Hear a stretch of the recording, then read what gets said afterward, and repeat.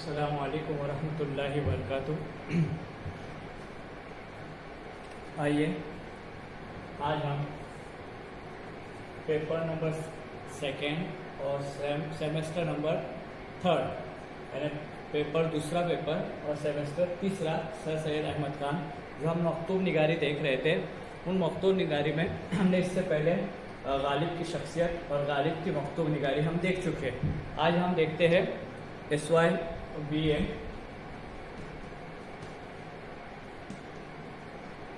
اردو میں paper second اور semester جو ہے وہ تھرڈ۔ آپ کے پاس اگر کتاب ہو تو صفحہ نمبر 90 پر دیکھیے۔ سر سید احمد خان نے جو خطوط لکھے تھے ان خطوط کے بارے میں آج ہم یہاں پڑھنے جا رہے ہیں۔ صفحہ نمبر ہے 90 پہ۔ اب دیکھیے یہ سر سید احمد خان کے خطوط ہے، مکتوب ہے۔ شخصیت اور فن، سب سے پہلے ہم پڑھنے جا رہے ہیں سر سید احمد خان کی شخصیت اور فن۔ ان کی بڑی قربانیاں ہیں، اردو ادب کے لیے بھی قربانیاں ہیں، اردو کے قوم و ملت کے لیے بھی قربانیاں ہیں، ایمان والوں کے لیے بڑی بڑی قربانیاں سر سید احمد خان نے دی ہے۔ تو اس کی سب سے بڑی علمی اعتبار سے جیتی جاگتی تصویر جو ہمارے سامنے نظر آتی ہے وہ علی گڑھ مسلم یونیورسٹی ہے، جس کے بانی بھی سر سید احمد خان ہے، جنہوں نے اپنی محنت، مشقت، لگن اور بڑی مشقت کے بعد جس کی افتتاح کی ہے یا جس کو شروع کیا ہے، جس کی بنیاد ڈالی تھی، وہ تھی علی گڑھ مسلم یونیورسٹی۔ اب شخصیت اور فن، اب ان کی شخصیت کیسی تھی اور ان کا فن کیسا تھا۔ فن مطلب ہے کہ انہوں نے جو لکھا، ادب کے لیے لکھا، کیا لکھا، کیسا لکھا اور کتنا لکھا، اس کو ہم ادبی یعنی ان کی خدمات کہیں گے، ادبی خدمات کہیں گے۔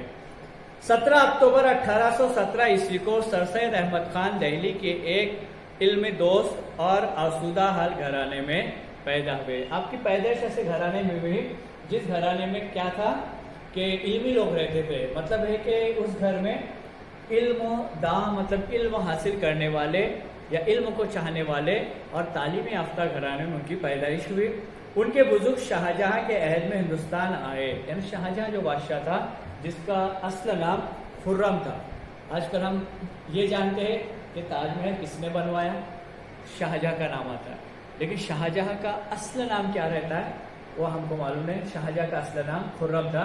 تو شاہجہاں جو بادشاہ تھا جس نے تاج محل بنوایا، تو اس شاہجہاں کے دور میں، مغلوں کے دور میں، ان کے والد کیا آئے، ہندوستان تشریف لائے تھے اور مغل سلطنت میں اعلیٰ عہدوں سے سرفراز ہوئے، یعنی جو بڑے بڑے عہدے ہوتے ہیں ان عہدوں پر ان کو یعنی وہ عہدہ ان کے سپرد کیا گیا، وہ عہدہ انہیں دیا گیا یا اس عہدے پر وہ فائز ہوئے۔ بڑے بڑے عہدوں پر جو اس وقت کے حکومت کے عہدے ہوا کرتے تھے ان عہدوں پر ان کو فائز کیا گیا اور وہ عہدہ ان کو عطا کیا گیا، مل گیا۔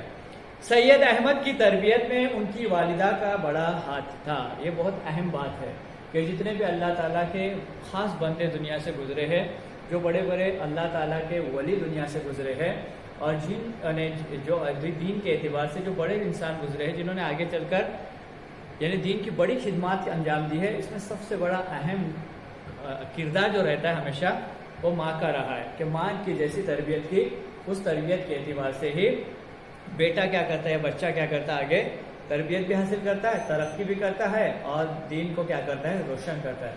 جو اہم نام ہم ہمیشہ سنتے رہتے ہیں، واقعات میں سنتے ہیں، حدیثوں میں سنتے ہیں، دینی کتابوں میں جن کا نام سنتے ہیں، وہ نام حضرت عبد القادر جیلانی رحمۃ اللہ علیہ کا نام بارہا آپ لوگوں نے سنا ہوگا۔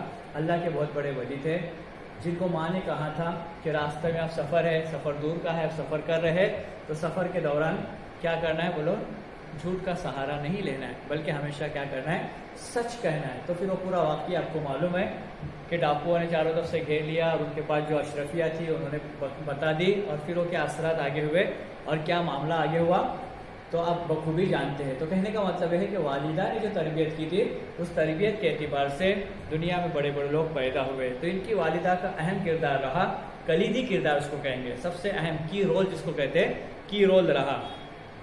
یہ ایک نیک اور رحم دل خاتون تھی۔ بہت بڑی بات ہے کہ اگر والدہ نیک رہے، والدہ اگر یعنی نیک خاتون رہے تو پتہ ہے کہ بچوں کی تربیت میں اہم کردار وہی ادا کرتی ہے، کیونکہ بچے جو رہتے ہو دن بھر زیادہ سے زیادہ جو وقت گزارتے ہیں وہ اپنی والدہ کے پاس رہتے ہیں. نیک بھی تھی، ساتھ ہی ساتھ دوسری صفت یہاں بیان کی کہ رحم دل تھی. پھر اس وقت دہلی میں بڑے بڑے عالم موجود تھے جن سے سر سید نے علم حاصل کیا. اس وقت کے جتنے بھی بڑے بڑے علماء تھے ان علماء کی بڑے بڑے علماء کی مجلس میں وہ جایا کرتے تھے اور وہاں جا کر انہوں نے کیا کیا؟ علم حاصل کیا. جن سے سر سید نے علم حاصل کیا، شاعروں کی صحبت سے فیض اٹھایا. ساتھ ہی ساتھ جو شعراء کرام اس وقت موجود تھے ان سے بھی انہوں نے فائدہ اٹھایا، فیض حاصل کیا. فیض اٹھانا، فائدہ حاصل کرنا. 21-22 برس کی عمر میں انہوں نے ایسٹ انڈیا کمپنی کی ملازمت قبول کر لی. صرف 21-22 برس کے تھے. برس یعنی کیا؟ سال کے تھے نا، عمر کے تھے. صرف جو برس لفظ آتا ہے 21 برس 2 یعنی 22 برس، تو 21 برس یا 22 برس یعنی 20 سے 22 برس کے تھے، عمر تھی ان کی. اور انہوں نے ایسٹ انڈیا کمپنی جو انگریزوں نے شروع کی تھی اس میں انہوں نے ملازمت اختیار کی، قبول کر لی. دوران انہوں نے اپنی اہم کتاب آثار السنادید لکھی جس میں دہلی کی تاریخی عمارتوں اور نامور لوگوں کے حالات بہت چھان بین کے بعد لکھے گئے ہیں. اب بہت بڑی اہم بات، جو بڑی کتاب ہے اپنی لائبریری میں موجود ہے، اپنے یہاں موجود ہے، آئندہ انشاءاللہ وقت ملنے پر آپ کو دکھائی جائیں گے. آثار السنادید 3 جلدوں میں ہے. یہ بہت بڑا اہم کارنامہ تھا سر سید احمد خان نے، احمد خان کا، جو انہوں نے وہاں کی دہلی کی تاریخی عمارتوں کو بھی لکھا، وہاں کے حالات کو بھی لکھا، اور اسی ساتھ عمارتوں کے جو نامور لوگ تھے اس وقت کے، ان کے حالات کو بھی اس کتاب میں بیان کیا گیا. ملازمت کے سلسلے میں بجنور میں ان کا قیام تھا. رہنے کے لیے وہ بجنور رہتے تھے. ملازمت جو انگریزوں کی طرف سے ملی تھی، انگریزوں کی طرف سے ملنے والی جو ملازمت تھی وہ بجنور میں تھی. جب 1857 عیسوی کی بغاوت بپا ہوئی یعنی برپا ہوئی، بپا ہونا یعنی برپا ہونا، یعنی بغاوت شروع ہوئی 1857 کو، جس کو آگے غدر کا نام دیا گیا، جس میں ایمان والوں کو بہت زیادہ قتل کیا گیا، ایمان والوں کو بہت زیادہ ستایا گیا، ایمان والوں کو قتل کیا گیا. تو 1857 کی بغاوت بپا ہوئی. ان کی مستحکم رائے تھی کہ مسلمانوں کو اس سے دور رہنا چاہیے اور انہیں یقین تھا کہ یہ بغاوت ضرور ناکام ہوگی. وہ بغاوت جو تھی اس پہ ان کا کہنا یہ تھا کہ ایمان والے اگر اس سے دور رہے تو اچھا ہو جائے، کیونکہ وہ بغاوت کیا ہونے والی تھی؟ ناکام ہونے والی تھی. انہوں نے سارا ہنگامہ اپنی آنکھوں سے دیکھا اور انگریزوں کی حمایت کی. اس وقت انہوں نے کیا کیا تھا؟ یہ ہنگامہ اپنی آنکھوں سے دیکھا تھا. تاریخ سرکشی بجنور میں اس کی تفصیل موجود ہے. دوسری کتاب انہوں نے جو لکھی جس کا نام تھا تاریخ سرکشی بجنور، یہ بھی کتاب یعنی انہوں نے لکھی تھی، جو اہم کتاب تھی. اس میں انہوں نے اس کی تفصیلات لکھی ہے کہ کس بنا پر وہ 1857 کی جنگ ہوئی تھی، کس بنا پر، کیا وجوہات تھی جس کی بنا پر وہ جنگ یعنی ہندوستانی ہار گئے تھے یا بغاوت ہار گئے تھے. پھر اسباب بغاوت ہند لکھ کر پھر ایک کتاب انہوں نے لکھی جس کا نام تھا اسباب بغاوت ہند. یہ بھی بہت اہم کتاب ہے. تاریخ یعنی کتاب لکھی انہوں نے یہ واضح کیا کہ سرکار کی غلط پالیسی ہی اس بغاوت کی ذمہ دار تھی. یعنی جو بغاوت جو تھی وہ کیوں اٹھی، یہ بغاوت کیوں کی گئی تھی، اس میں سب سے اہم کردار جو تھا غلط پالیسیاں جو تھی وہ حکومت کی طرف سے تھی. اس بغاوت کی ذمہ دار حکومت کو انہوں نے ٹھہرایا. بات کو لائل محمد آف انڈیا، دیکھو لائل محمد آف انڈیا میں انہوں نے وضاحت کی کہ مسلمان سرکار انگریزی کے بدخواہ نہیں، یعنی انگریز سرکار کے مسلمان جو ہے وہ بدخواہ نہیں. کیوں نہیں؟ اس کے بعد صدر امین بنا کر انہیں مراد آباد بھیج دیا گیا. یہاں آ کر انہیں یہ اندازہ لگانے کا موقع ملا کہ ہندوستان کے مسلمان اس بغاوت کی پاداش میں کس بری طرح برباد کر دیے گئے. یعنی جب وہ وہاں آئے تھے تو انہوں نے اس علاقے میں جانے کے بعد دیکھا کہ وہاں جو تھا کہ اس بغاوت کا انجام یا اس بغاوت کی جو حالات تھے وہ ایمان والوں پر کس طرح اثر انداز ہوئے. کیونکہ انہوں نے دیکھا تھا ایمان والوں کی لاشیں راستوں پر ہر درخت پر کیا کی گئی تھی؟ لٹکائی گئی تھی، اور مسلمان بہت زیادہ کیا ہوئے تھے؟ مسلمان شہید کیے گئے تھے. سر سید نے حد الامکان مسلمانوں کو سزاؤں سے بچانے کی کوشش کی. زیادہ تر کوشش انہوں نے کی کہ ایمان والا کس طرح سے سزا سے بچ جائے، بہت کوشش کی انہوں نے. مراد آباد میں انہوں نے ہندو اور مسلمان سب کے لیے ایک یتیم خانہ اور ایک شفا خانہ قائم کیا. مراد آباد جب وہ تشریف لے گئے تو انہوں نے سب سے اہم کام کیا کہ وہاں ایک یتیم خانہ بنایا جہاں یتیم بچے کیا کرتے کہ بہت سے مسلمان شہید ہو گئے تھے، ان کے جو بچے تھے ان کے لیے انہوں نے سب سے پہلے یتیم خانہ قائم کیا، اور ساتھ ہی ساتھ ایک شفا خانہ قائم کیا، مطلب ایک چھوٹا سا مطلب جس کو ہم لوگ کلینک کہیں گے، چھوٹی سی کلینک شروع کی تاکہ جو بیمار ہو اور جو مجبور ہو ان کا علاج، ان کا علاج کے لیے انہوں نے کیا بھیج دی تھی، یعنی وہ شفا خانہ تیار کر دیا تھا، شروع کر دیا تھا۔ سر سید کا تبادلہ غازی پور کو ہو گیا، پھر وہاں سے ان کا پھر تبادلہ ہو گیا، یعنی ٹرانسفر ہو گیا، پہلے وہ بجنور میں تھے، پھر مراد آباد میں آئے، پھر اس کے بعد پھر دوبارہ غازی آباد چلے گئے، غازی آباد میں ان کا کیا ہوگا، تبادلہ ہوگا، وہاں سے وہ چلے گئے۔ تو ان کے تعمیری پروگرام زیادہ سرگرمی سے جاری ہو گئے۔ وہاں جانے کے بعد پھر انہوں نے جو دل میں سوچا تھا، جو باتیں انہوں نے طے کی تھی، جن باتوں کے لیے انہوں نے یعنی عزم کیا تھا، ارادہ کیا تھا، اس عزم اور ارادے کے لیے ان کو راستہ ہموار ملا، انہوں نے اس راستے کو شروع کیا، اور وہ راستہ کیا تھا، سرگرمی سے کیا کرنا، اپنے کاموں کو جاری کرنا، اچھے کاموں کی انہوں نے ابتدا کر دی تھی۔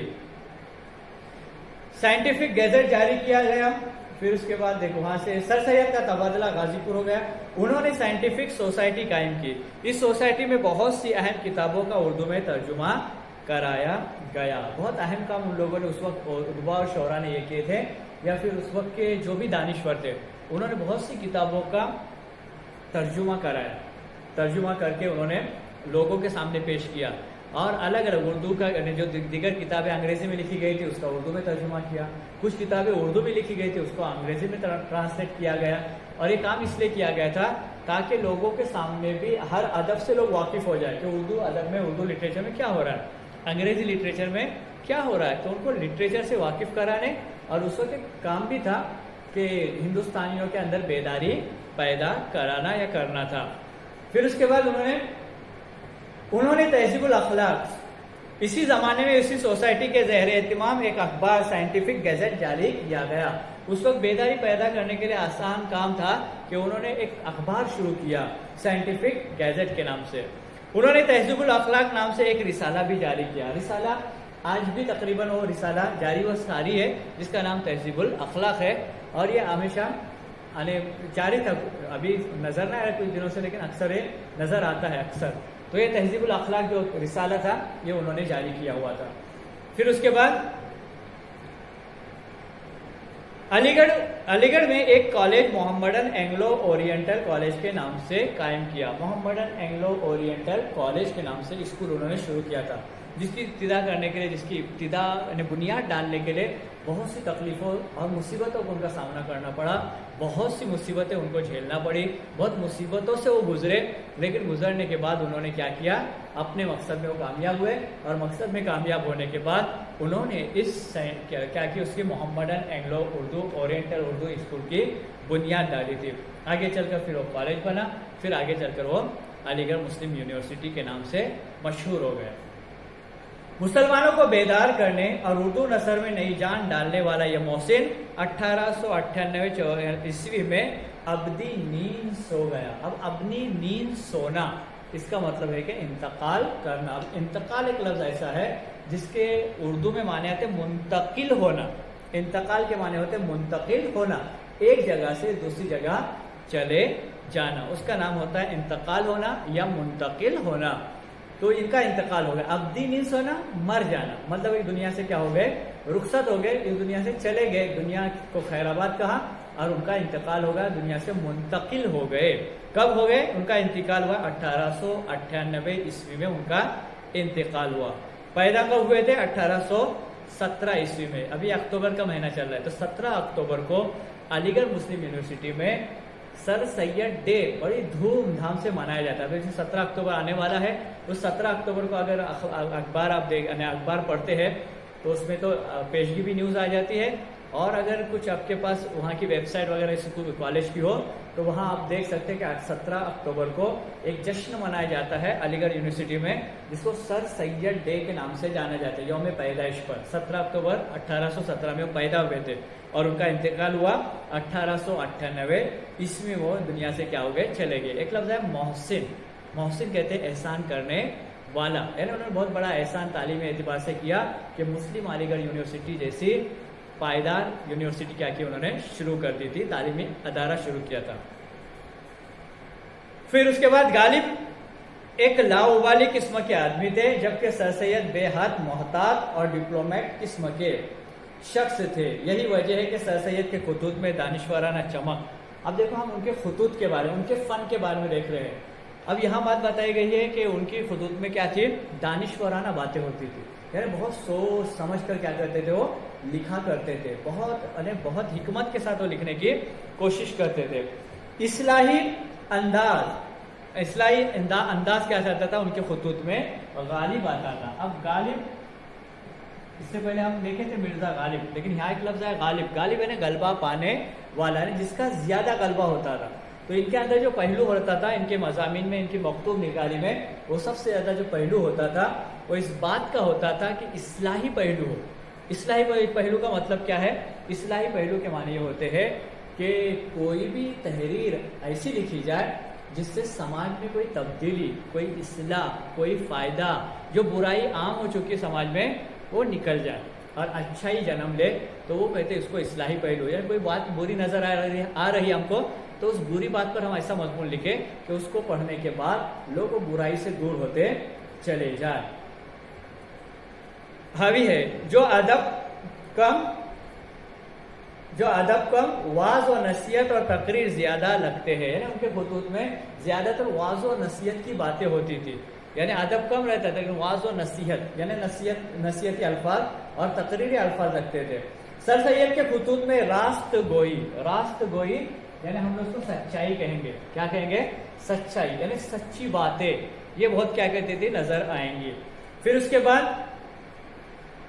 قطعیت اور سادگی پائی جاتی ہے، ان کا لکھنے کا انداز ہے، اس میں سادگی زیادہ ہے۔ کیا ہے بولو؟ سادگی زیادہ ہے۔ اس کے اندر جو بنا بڑھا کر یا مبالغہ آرائی جس کو کہتے ہیں، سب سے اچھا لفظ اس کو مبالغہ آرائی، تو مبالغہ آرائی سے کام نہ لیتے ہوئے وہ سچائی کا سہارا زیادہ لیتے تھے۔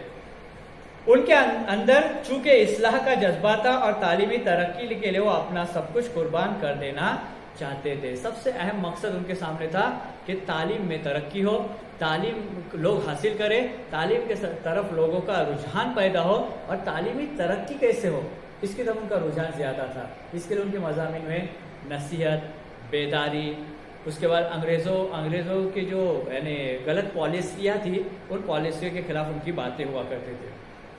پھر اس کے بعد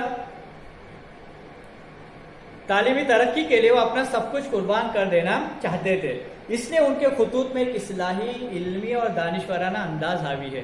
یعنی ان کے خطوط میں ہم دیکھیں گے تو سب سے پہلے جو اصلاحی باتیں، پھر علمی باتیں، اور اس کے بعد دانشورانہ باتیں، یعنی عقل مندوں کے لیے اشارہ کافی ہوتا ہے، ایسی عقل مندوں کے لیے کیا کرتے تھے، وہ مضامین لکھا کرتے تھے اور دانشورانہ باتیں کرتے تھے، پھر دانشورانہ باتیں لکھتے تھے۔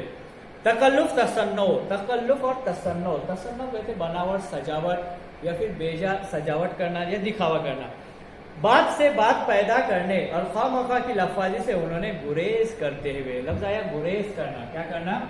گریز کرنا۔ اب یہ گریز لفظ آیا پرہیز کی طرح ہے، پرہیز کرنا، بچنا، گریز کرنا یعنی بھی کیا؟ بچنا۔ تو یہاں نے انہوں نے کہا کہ لفاظی سے، یعنی لفظوں میں لفظ ملانا بار بار کہتے، تو ایسے الفاظ کو ملانے سے انہوں نے کیا کیا تھا؟ گریز کیا تھا، لفاظی سے گریز کرتے تھے، پرہیز کرتے تھے۔ اردو مکتوب نگاری کو ایک نئے اسلوب و انداز سے روشناس کرائے، پہچان کرائے۔ اردو ادب کو ایک نیا انداز، ایک نیا ڈھنگ، ایک نیا طریقہ انہوں نے دے دیا تھا، جسے ایک الگ دبستان مکتوب نگاری سے تعبیر کیا جا سکتا ہے۔ یعنی ایک الگ انداز سے انہوں نے اردو ادب میں مکتوب نگاری کو ایک اہم کردار یا اہم مقام عطا کیا، اور وہ مقام عطا کرنے کے بعد آج بھی ان کے خطوط اصلاحی غرض سے کیا کیا جاتے ہیں؟ پڑھے جاتے، اس کا مطالعہ کیا جاتا ہے۔ اس کی سب سے بڑی وجہ یہ ہے کہ سر سید کے خطوط میں مذہبی تعلیم، کیا ہے سب سے بڑی اہم خصوصیت؟ مذہبی تعلیم فراہمی، چندہ، اس کے بعد سائنٹیفک سوسائٹی کی مالی دقتیں، مذہبی چھیڑ چھاڑ اور مسلم اوقاف وغیرہ پر حکمتیں ملتی ہے، بحثیں ملتی ہے۔ ابھی ان کی جب جو باتیں نظر آتی تھی مکتوب نگاری میں، وہ باتیں کرتے تھے، لکھتے تھے، اس میں الگ الگ عنوانات پر کیا رہتے تھے؟ ان کے مکتوب نگاری ہوا کرتے تھے۔ اس میں کبھی بحث ہوتی تھی تو کس پر ہوتی تھی؟ مسلم اوقاف پر، مسلم ایمان والوں کی جائیداد پر، ملکیت پر، پراپرٹی پر کبھی باتیں ہوتی تھی تو مذہبی چھیڑ چھاڑ ہوا کرتی تھی، مذہب کی باتیں ہوا کرتی تھی. یہی وجہ ہے کہ سر سید اپنے خطوط میں ایک باعمل مفکر اور دانشور نظر آتے ہیں. یہ سب سے بڑی وجہ ہے کہ انہوں نے اپنے خطوط میں باتیں کی ہے وہ دانشورانہ باتیں کرتے تھے، عقل مندی کی باتیں کرتے تھے اور علمی باتیں کرتے تھے، اور مستقبل میں ایمان والوں کا مستقبل کیسے ہو، لوگ اپنی ترقی خود کیسے کریں، لوگوں کے سامنے کیا حالات آنے والے ہیں، ان تمام چیزوں کو کیا کرتے تھے؟ مفکرانہ انداز میں وہ بیان کرتے تھے. پھر آگے کیا کہا گیا دیکھو، سر سید نے اپنے خطوط میں ایک خاص قسم کا علمی انداز پیدا کیا. یعنی ان کے جو خطوط ہوتے تھے اس میں ان کا انداز جو تھا بالکل نرالا تھا، جس کو الگ کہیں گے، ایک الگ انداز سے اپنے خطوط دکھا کرتے تھے.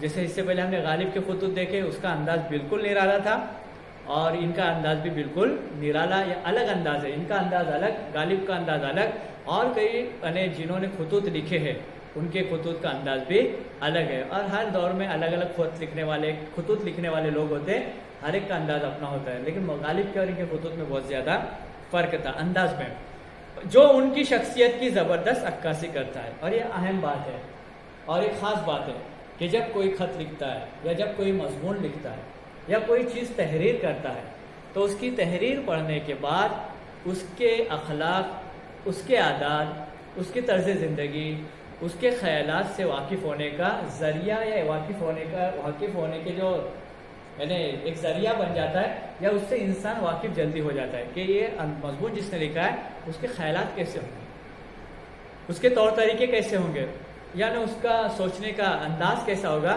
یہ انسان اس کو کیا کرتا ہے؟ پڑھتا ہے. اس کے لیے کسی کا مضمون پڑھنے کے بعد اس بات کی عکاسی ہوتی ہے کہ اس کے خیالات کس انداز کے ہیں. حقیقت یہ ہے کہ غالب نے اگر مراسلے کو مکالمہ بنایا، ہم اس سے پہلے پڑھ چکے کہ غالب نے مراسلے کو کیا بنایا؟ مکالمہ بنایا. اب مکالمہ کس کو کہتے ہیں یہ بھی اس سے پہلے دیکھ چکے کہ دو لوگ آپس میں باتیں کر رہے ہیں، ایک سوال کر رہا ہے دوسرا جواب دے رہا ہے، آپس میں گفتگو کر رہے ہیں. تو یہ سوال جواب یا گفتگو جو ہوتی رہتی ہے اس کو مکالمہ کہتے ہیں. انگریزی اس کو ڈائلاگ کہا جاتا ہے. کیا کہتے ہیں؟ ڈائلاگ کہتے ہیں. تو انہوں نے جو مراسلہ تھا، جو مضمون تھا، جو مکتوب تھا، جو خط تھا، اس کو مراسلہ نے بلکہ کیا بنا دیا؟ انہوں نے مکالمہ بنایا، ڈائلاگ بنایا. جیسے انہوں نے بات شروع کی کہ آپ سنیے، ابھی وہاں کوئی موجود نہیں ہے، لیکن بات اس طرح سے شروع کی خط میں کہ آپ سنیے، ابھی وہاں سننے والا کوئی موجود نہیں ہے، تو اس کو مکالمہ کہیں گے. تو سر سید نے مکالمے کو مجاہدے میں تبدیل کر کے اس میں جرات اظہار، حقیقت کی پیکار اور تاریخ کے آثار و آثار کو شامل کر دیا. یہاں بات ایک اہم بتانے کی کوشش کی گئی کہ ایک طرف غالب ہے جنہوں نے اپنے کلام میں، اپنی مکتوب نگاری میں مکالمہ بنا دیا مراسلے کو، اور یہاں انہوں نے کیا کیا کہ انہوں نے اپنی مکتوب میں، اپنے خطوط نگاری میں انہوں نے دانشورانہ باتیں، علمی باتیں، اس کے بعد مذہبی چھیڑ چھاڑ، اور خاص اہم جو پہلو تھا وہ تھا کہ کس طرح سے ہندوستانیوں کو بیدار کیا جائے، ہندوستان کو کس طرح سے اندر سے جھنجھوڑا جائے تاکہ وہ انگریزوں کے خلاف کیا ہو جائے، یعنی جنگ کرنے کے لیے تیار ہو جائے، اور جو ملک ہمارا غلام ہے اس کو آزاد کرنے کی کس طرح سے کوشش کیا. عزیز طلباء طالبات، جو SYBA میں اردو میں پیپر جو سیکنڈ ہے، اس سیکنڈ پیپر میں جو سیم جو ہے وہ تھرڈ سیم ہے، اور تھرڈ سیمسٹر ہے. اس کے بعد ابتدا میں جو سر سید احمد نے خطوط لکھے تھے تو ہم نے آج ان کے صرف فن اور شخصیت دیکھے، آج صرف فن اور ان کا شخصیت دیکھے.